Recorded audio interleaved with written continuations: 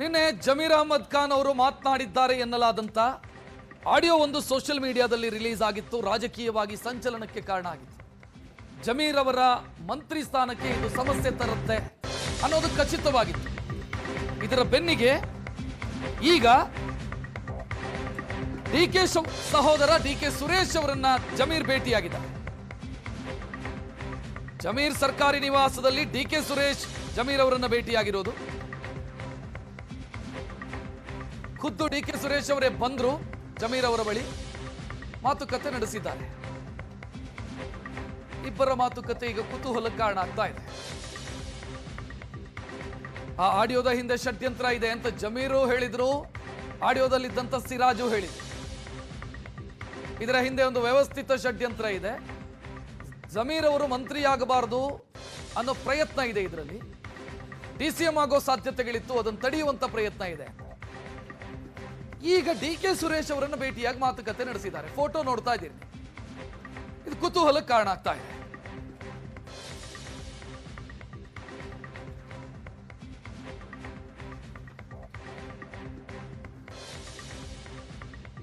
ಹೆಚ್ಚಿನ ಡೀಟೇಲ್ ನೀಡೋದಕ್ಕೆ ನಮ್ಮ ಪ್ರತಿನಿಧಿ ಮಾರುತೇಶ್ ನೇರ ಸಂಪರ್ಕದಲ್ಲಿ. ಮಾರುತೇಶ್, ಫೋಟೋ ನೋಡ್ತಾ ಇದ್ರೆ ಬಹಳ ಇಂಟ್ರೆಸ್ಟಿಂಗ್ ಅಂತ ಅನಿಸ್ತಾ ಇದೆ ಈ ಸಂದರ್ಭದಲ್ಲಿ. ಯಾಕಂತಂದ್ರೆ ಇದರ ಹಿಂದೆ ದೊಡ್ಡ ಮಟ್ಟದ ಷಡ್ಯಂತ್ರ ಇದೆ ಅಂತ ಜಮೀರು ಹೇಳ್ತಾರೆ, ಸಿರಾಜು ಹೇಳ್ತಾರೆ. ಇವತ್ತು ನೋಡಿದ್ರೆ ಡಿಕೆ ಸುರೇಶ್ ಭೇಟಿಯಾಗಿದ್ದಾರೆ ಅವರನ್ನ.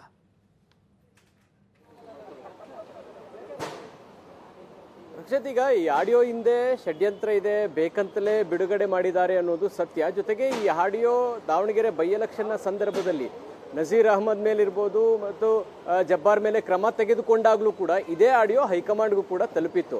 ಇದು ಬಹಿರಂಗ ಆಗುವಂತಹ ಸನ್ನಿವೇಶದ ಬಗ್ಗೆ ಮಾತ್ರ ಈಗ ಚರ್ಚೆ ನಡೀತಾ ಇದೆ. ಕಾರಣ ಜಮೀರ್ ಅಹಮದ್ ಅವರು DCM ಆಗ್ತಾರೆ ಮತ್ತು KC ವೇಣುಗೋಪಾಲ್ ಆ ರೀತಿಯಾದಂಥ ಒಂದು ಮೆಸೇಜ್ ರಾಜ್ಯ ನಾಯಕರಿಗೂ ಕೂಡ ತಲುಪಿಸಿದ್ರು ಅನ್ನುವಂಥ ಮಾಹಿತಿ ಇದೆ. ಒಂದು ವೇಳೆ ಈ ಆಡಿಯೋ ಬಹಿರಂಗಗೊಳ್ಳದೇ ಇದ್ರೆ ಜಮೀರ್ DCM ಆಗ್ತಾರೆ ಮತ್ತು ಅವರದ್ದೇ ಸಮುದಾಯದಲ್ಲಿ ಮತ್ತೊಬ್ಬರಿಗೆ ಸಿಗುವಂತಹ ಅವಕಾಶಗಳು ಮತ್ತೆ ಜಮೀರ್ ಪಾಲಾಗುತ್ತೆ ಅನ್ನುವಂತಹ ಕಾರಣಕ್ಕಾಗಿ ಈ ಆಡಿಯೋ ಬಹಿರಂಗ ಆಗಿದೆ ಅನ್ನೋದು ಕೂಡ ಅಷ್ಟೇ ಸತ್ಯ. ಹೀಗಾಗಿ ಈ ಆಡಿಯೋ ಬಹಿರಂಗ ಆಗಿರುವ ಕಾರಣಕ್ಕಾಗಿ ದೆಹಲಿಗೆ ಹೋಗಬೇಕಾಗಿದ್ದಂಥ ಜಮೀರ್ ಅಹಮದ್ ನಿನ್ನೆ ಮುಖ್ಯಮಂತ್ರಿಗಳ ಸೂಚನೆ ಮೇರೆಗೆ ದೆಹಲಿಗೆ ಬರೋದು ಬೇಡ ಅನ್ನುವಂಥ ಸೂಚನೆಯನ್ನು ಸಿದ್ದರಾಮಯ್ಯನವರು ಕೊಟ್ಟಿದ್ರು. ಆ ಕಾರಣಕ್ಕಾಗಿ ಜಮೀರ್ ದೆಹಲಿಗೆ ತೆರಳಲಿಲ್ಲ.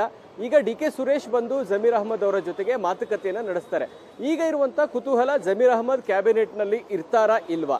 ಇರೋದೇ ಆದರೆ ಈಗ ಆ ಬಹಿರಂಗಗೊಂಡಿರ್ತಕ್ಕಂಥ ಆಡಿಯೋ ಹಿನ್ನೆಲೆಯಲ್ಲಿ ಅಂದರೆ ಪಕ್ಷ ವಿರೋಧಿ ಚಟುವಟಿಕೆ ಅವರು ಮಾಡಿದ್ದಾರೆ ಅನ್ನೋದಕ್ಕೆ ಪೂರಕವಾಗಿರ್ತಕ್ಕಂಥ ಈ ಆಡಿಯೋ. ಆದರೆ ಜಮೀರ್ ಇದು AI ಕ್ರಿಯೇಟೆಡ್ ಆಡಿಯೋ ಅಂತ ಹೇಳಿ ಈಗಾಗಲೇ ಅವರು ಸ್ಪಷ್ಟನೆಯನ್ನು ಕೂಡ ಕೊಟ್ಟಿದ್ದಾರೆ. ಇದು AI ಕ್ರಿಯೇಟೆಡ್ ಅಥವಾ ಅಲ್ಲ ಅನ್ನೋದಾದ್ರೂ ಕೂಡ ಈಗ ಕಾಂಗ್ರೆಸ್ ಸರ್ಕಾರ ತನಿಖೆ ಮಾಡಿ ಆನಂತರ ತೀರ್ಮಾನವನ್ನು ತೆಗೆದುಕೊಳ್ಬೇಕಾಗುತ್ತೆ. ಇಲ್ಲ ಜಮೀರ್ ಅಹಮದ್ ಅವರೇ, ನಿಮ್ಮ ಆಡಿಯೋ ನೀವು ಹೇಳ್ದ ಹಾಗೆ AI ಕ್ರಿಯೇಟೆಡ್ ಅಂತ ನೀವು ಹೇಳ್ತಾ ಇದ್ದೀರಾ, ನಾವು ಅದನ್ನು ತನಿಖೆ ಮಾಡ್ತೀವಿ ಅಂತ ಏನಾದರೂ ತೀರ್ಮಾನವನ್ನು ತೆಗೆದುಕೊಂಡ್ರೆ ಆ ತನಿಖೆಯಾಗಿ ಸತ್ಯಾಂಶಗಳು ಹೊರಬರೋ ತನಕ ಕೂಡ ಕ್ಯಾಬಿನೆಟ್ನಲ್ಲಿ ಅವರನ್ನ ಇನ್ಕ್ಲೂಡ್ ಮಾಡೋದು ಕೂಡ ಕಷ್ಟ ಆಗುತ್ತೆ. ಹಾಗಾಗಿ ಈಗ ಜಮೀರ್ ಅಹಮದ್ ಅವರಿಗೆ ಒಂದು ರೀತಿ ಸಂಕಟದ ಪರಿಸ್ಥಿತಿ.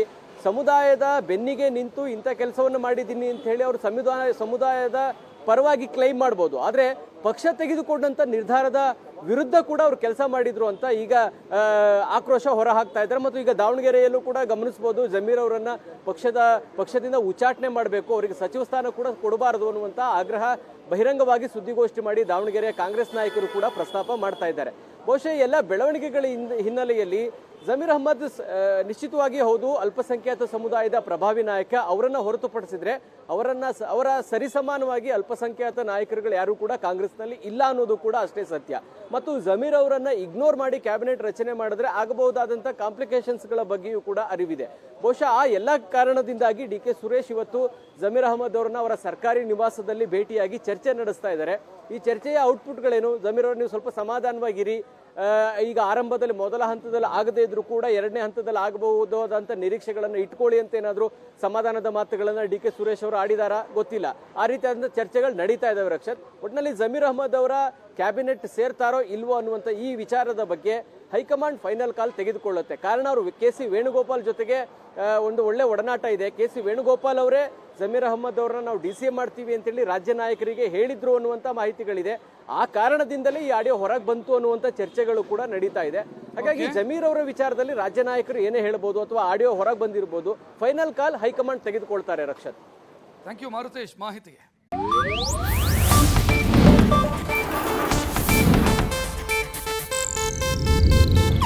ಇದು ಏಷ್ಯಾನೆಟ್ ನ್ಯೂಸ್ ನೆಟ್ವರ್ಕ್ ಪ್ರಸ್ತುತಿ.